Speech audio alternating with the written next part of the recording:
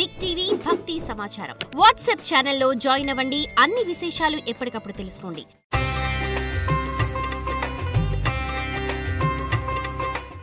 Big TV ప్రేక్షకులకు నమస్కారం. ఈరోజు విశేషం కార్యక్రమానికి సాదర స్వాగతం.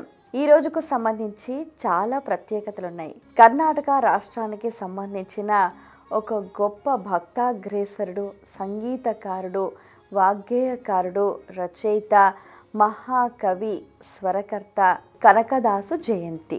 మరి ఆయన జయంతిని పురస్కరించుకొని కర్ణాటక ప్రభుత్వం సెలవు దినాన్ని ప్రకటించిందంటే ఆయన మహోన్నత్వం మనం మాటల్లో వర్ణించడం అసాధ్యం అన్నమాట.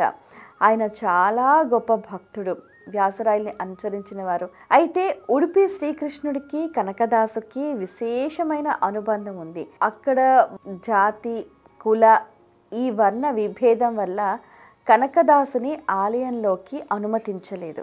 అయితే అతను ఉడుపిలోని శ్రీకృష్ణుడిని గుడి వెనకాల ఉన్న ఒక చిన్న కిటికీ ద్వారా ఒక రంధ్రం గుండా చూస్తాడనమాట.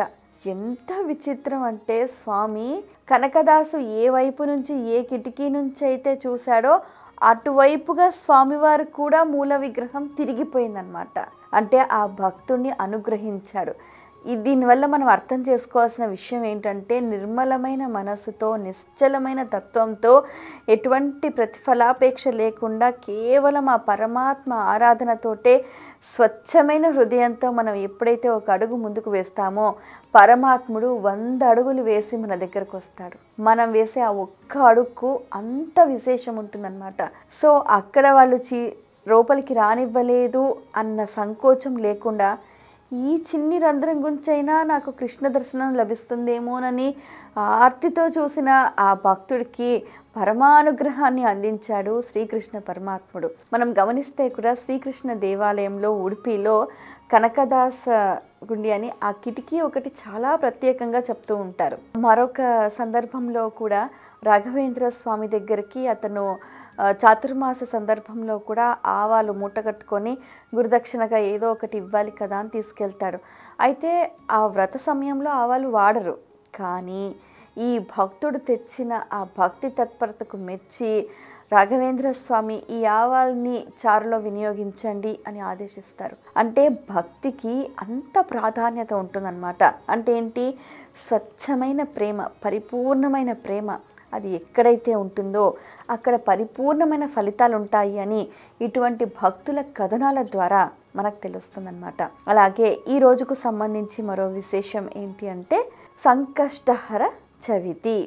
గణపతి చవితి తిథి ప్రియ అని చెప్తూ ఉంటారు. అయితే కలౌ చండీ వినాయక అని అంటూ ఉంటారు. కలియుగంలో గణపతిని, చండీని ఆరాధిస్తే విశేషమైన ఫలితం ఉంటుంది అని చెప్తూ ఉంటారు. మరి గణపతిని సంకష్టహర చవితి రోజున ఏ విధంగా ఆరాధించాలి అని అంటే సూర్యోదయాత్ పూర్వమే స్నానాధికాలు ముగించుకొని ముందుగా ఒక సంకల్పం చేసుకోవాలి. స్వామి గణపతి, ఈ రోజున నేను సంకష్టహర చవితి గణపతి వ్రతం చేస్తున్నాను, ఏ ఆటంకాలు లేకుండా నిర్విఘ్నంగా కొనసాగించి నీ అనుగ్రహాన్ని మాపై కురిపించు స్వామి అని. ఆ తర్వాత గణపతి మంత్రాన్ని 108 సార్లు చదవాలి. పగలంతా ఉపవాసం ఉండి సాయం సంధ్య వేళ ఆ గణపతికి 21 గరిక పోచలు, అలాగే 21 ఉండ్రాళ్ళు, తర్వాత బెల్లం నివేదన చేసి ఆ ప్రసాదాన్ని స్వీకరించి నలుగురికి పంచిపెట్టాలి.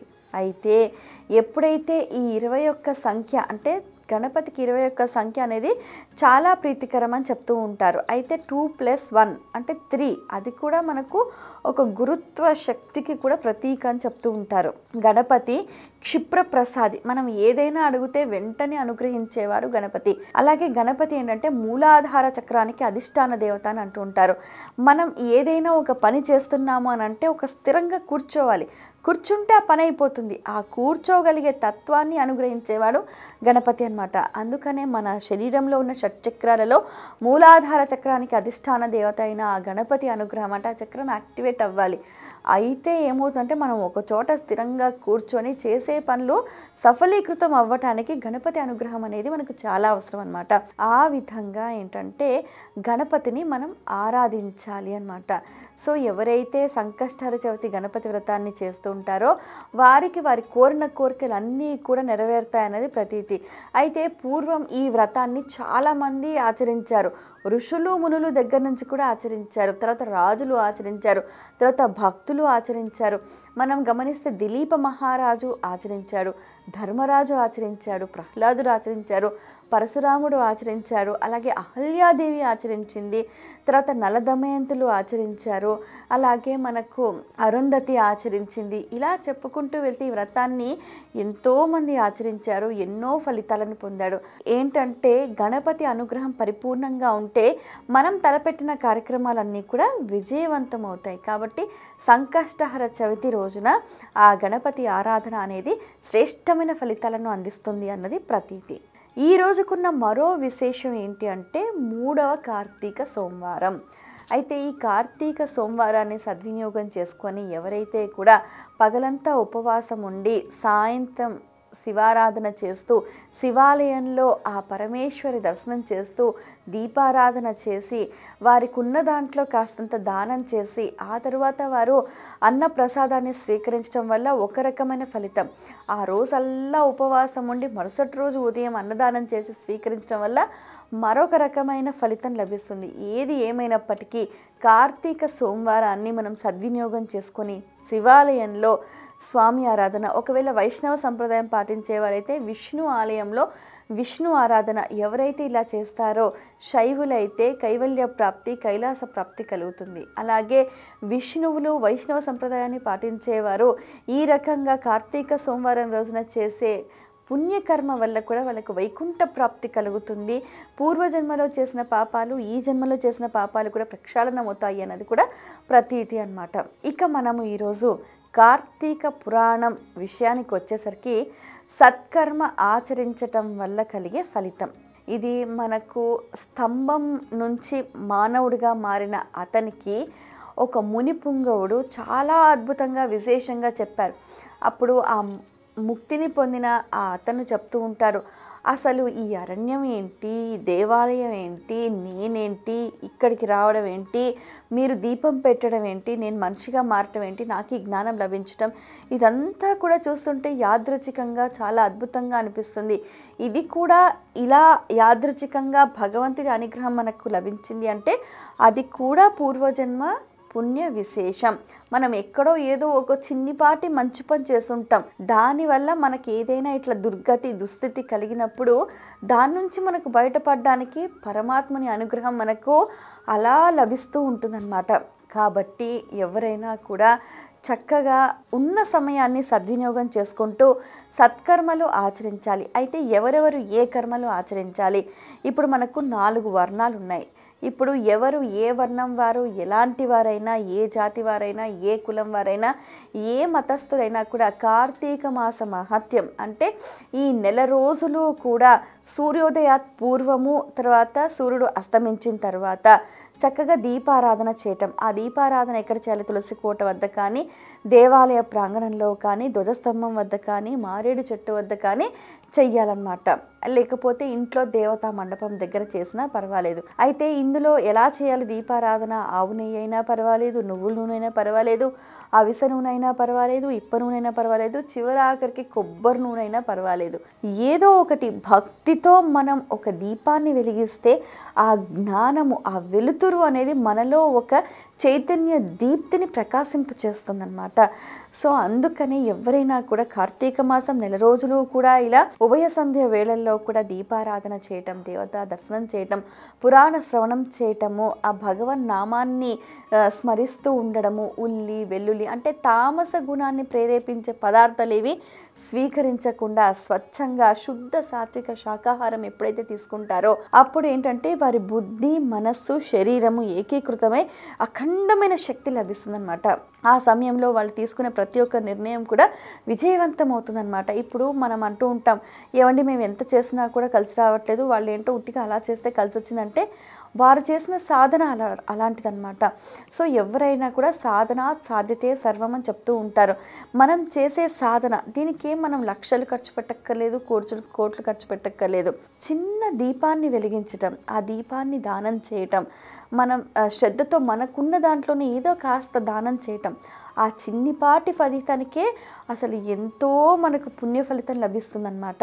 అయితే ఇక్కడ ఏం చెప్తూ ఉంటారు అని అంటే, వైశాఖ మాసంలో సూర్యుడు మేషరాశి యందు ఉన్నప్పుడు, మాఘమాసంలో సూర్యుడు మకర రాశిలో ఉన్నప్పుడు, కార్తీక మాసంలో సూర్యుడు తులారాశి యందు ఉన్నప్పుడు ఎవరైతే ఈ పుణ్యకర్మలు చేస్తారో, అంటే మాఘమాసం, వైశాఖ మాసం, కార్తీక మాసం ఈ 3 నెలలలో ఏంటంటే సూర్యోదయ పూర్వం సంధ్యావేళ, అంటే ఉభయ సంధ్యావేళలు, అంటే సన్ రైజ్ కంటే బిఫోర్, సన్సెట్ తర్వాత అన్నమాట. అలా దీపారాధన చేయటం, ఇంట్లో దీపారాధన కానీ, తులసి కోట వద్ద దీపారాధన కానీ, దేవాలయ ప్రాంగణంలో కానీ, ధ్వజస్తంభం వద్ద కానీ, ఇంకా మీకు తెలుసా మారేడు చెట్టు దగ్గర దీపారాధన చేస్తే అఖండమైన లక్ష్మీ ప్రాప్తి కలుగుతుంది. ఇది చాలా రహస్యమైన తంత్ర విధి అన్నమాట. చాలామందికి తెలియదు. ఉసిరి చెట్టు నీడ కానీ, మారేడు చెట్టు నీడ కానీ, అలాగే వేప చెట్టు నీడ కానీ, అంటే ఈ పంచపల్లవాలు ఉన్న చెట్ల దగ్గర కానీ ఇలాంటి చెట్ల నీడన దీపారాధన చేయటం వల్ల ఎంతో ఐశ్వర్యం కలుగుతుంది, సకల ఐశ్వర్యాలు కలుగుతాయి అన్నది కూడా పురాణ వచనం. అయితే ఇంకా ఏంటంటే చాతుర్మాస్య వ్రతం, అంటే మనకు ఆషాఢ శుద్ధ ఏకాదశి నుంచి కార్తీక శుద్ధ ఏకాదశి వరకు ఈ 4 నెలలు కూడా మనం ఏంటి, ఫస్ట్ నెల పాల వ్రతం, పెరుగు వ్రతము, అలాగే కూరగాయల వ్రతం, పప్పు దినుసుల వ్రతం అని, అంటే మనం చేయకూడని పనులు చేయకుండా మనకు శాస్త్రంలో కొన్ని చెప్తారనమాట, మీరు ఇది చెయ్యాలి, ఇది చేయకూడదు అని. అవి తెలుసుకొని దానికి తగ్గట్టుగా మనం ఏం చెయ్యాలి, ఏం చేయకూడదు అని తెలుసుకొని ఆ రకంగా, ముఖ్యంగా ఏంటంటే ఆహారం, మనం ఏదైతే తింటామో అదే మనం, కాబట్టి శుద్ధ సాత్విక శాకాహారం తీసుకోవాలి. మనం ఏంటంటే ఉల్లి, వెల్లుల్లి, ఇంకా మాంసం ఇలాంటివి తినటం వల్ల ఏమవుతుందంటే తామసిక ప్రవృత్తి ప్రేరేరితం అవుతుంది. అప్పుడు ఏంటంటే మన కాన్షియస్నెస్ మనం కోల్పోతాం. అప్పుడు మనం చేసే పని మనకు సత్ఫలితాలను అందించదు. కాబట్టి ఈ ఉన్న కార్తీక మాసం ఈ సమయాన్ని సద్వినియోగం చేసుకొని ఎవరైతే సత్కర్మలు ఆచరిస్తారో, ఇంకా ఏంటి అని అంటే ముఖ్యంగా సత్కర్మ అంటే ఏంటంటే మంచి పనులు అన్నమాట. అంటే ఏంటి, ఇంట్లో వాళ్ళని చూసుకోవటం, ఇంట్లో వాళ్ళని చీదరించుకోకూడదు, విసుక్కోకూడదు, కోప్పడకూడదు, ఎవరి మనసుని కూడా నొప్పించకూడదు, వాళ్ళ మనసును కూడా నొప్పించకూడదు, అడిగిన వారికి లేదనకుండా తనకున్న తాహత మేరకు, తన శక్తి మేరకు కూడా ఇచ్చే ప్రయత్నం చేయాలి, పురాణ పఠనం చేయాలి, తెలిసిన విషయాల్ని నలుగురితో పంచుకోవాలి, ధార్మిక కార్యక్రమాల్లో విరిగా పాల్గొనాలి. ఇవి చేయాల్సిన పనులు అన్నమాట. సో ఎవరికైనా ఆఖరికి దాహంతో ఉన్నవారికి ఒక గుక్కెడు నీళ్ళు ఇచ్చినా కూడా ఎంతో పుణ్యఫలం. ఆకలితో ఉన్నవారికి ఏదైనా ఇంత పట్టడు అన్నం పెట్టినా, లేకపోతే ఏదైనా తినడానికి ఇచ్చినా కూడా అది కూడా అక్షయమైన ఫలితం అందిస్తూ ఉంటుందన్నమాట. ఈ రకంగా శాస్త్ర విహితమైన కర్మల్ని ధర్మబద్ధంగా మనం ఎప్పుడైతే ఆచరిస్తామో దానివల్ల మనకు అక్షయమైన ఫలితం లభిస్తుందన్నమాట. మన పితృదేవతలు కూడా నరకంలో ఉంటే వాళ్ళు కూడా వచ్చి స్వర్గంలో పడతారు. వాళ్ళు ఎప్పుడైతే పితృదేవతలు ఆశీర్వదిస్తారో అప్పుడు వంశాభివృద్ధి కలుగుతూ ఉంటుంది అన్నమాట. చాలామంది అంటూ ఉంటారు, మాకు పిల్లలు లేరండి, పిల్లలు చెప్పిన మాట వినటం లేదని. వాళ్ళు వినరు. ఎందుకు అంటే అవి శాపాలు. ఆ శాపాలు పాపాలై మనల్ని పీడిస్తూ ఉంటాయన్నమాట. ఈ శాపాలు పాపాలు అవ్వడానికి కారణం ఏంటి, మనం చేసే దుష్కర్మలు అన్నమాట, పితృదేవతల శాపాలు. కాబట్టి మనం వీటన్నిటి నుంచి బయటపడాలి అని అంటే కార్తీక మాసంలో దీపారాధన అనేది, దీపదానము అనేది, దేవత అర్చన, దేవతా దర్శనం అనేది విశేషమైన ఫలితాలని కలిగిస్తూ ఉంటుంది. ఈరోజు ఆచరించాల్సిన విధి విధానాల గురించి తెలుసుకుందాం. కార్తీక మాసం 18వ రోజు నిషిద్ధములు, ఉసిరి, దానములు, పులిహోర, అట్లు, బెల్లం. పూజించాల్సిన దైవం గౌరీ. జపించాల్సిన మంత్రం ఓం గం గౌరియే స్వాహ. ఫలితం అఖండ సౌభాగ్య ప్రాప్తి. ఇది ఇవాల్టి విశేషం. స్వస్తి.